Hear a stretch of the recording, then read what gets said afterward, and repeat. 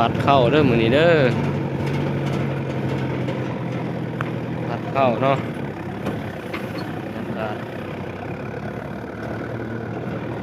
แก้ห้องฝาดเนาะฟาดเข้า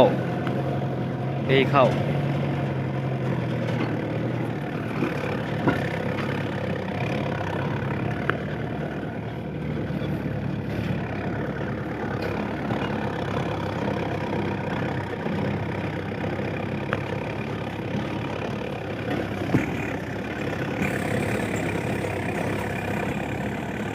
บรรยากาศเนาะ